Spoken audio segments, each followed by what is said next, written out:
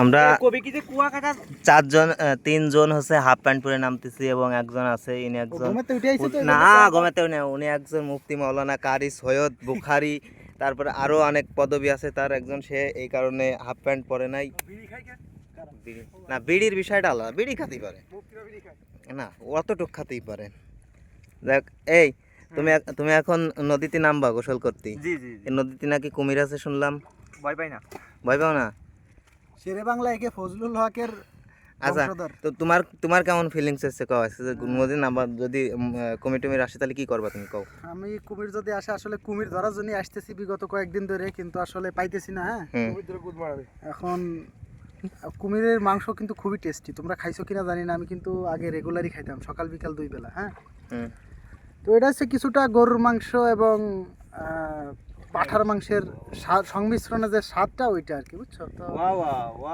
ইদানিং আসলে পাওয়া যাইতেছে না, আমি বুঝতেছি না এরা কি আসলে আমি বাড়ি আসছি এই শুনে কি এই নদী ত্যাগ করলো কিনা বুঝতে পারতেছি না।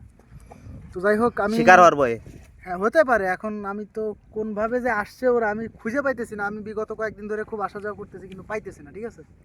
আচ্ছা শোয়েব, যদি এই নদীতে এই মধুমতি নদীতে যদি কুমির দেখা যায় তাহলে তোমার ফিলিংসটা কেমন হবে আজকে জানাও। আমার ফিলিংসটা হবে অন্যরকম। অন্যরকম বলতে কি রকম? কুমির দেখলে আমার আর নদীতে আসা হবে না, আমি ডাইরেক্ট তুমি নদীতে তো আসতে পারবা না, তো কুমির তো তোমার নিয়ে নদীর ভিতরে নিয়ে যাবে, তুমি তো আর বেরোতেই পারবে না। চাই ওইটাই চাই, এই জীবনটাকে লাভ কি সেই না তাই।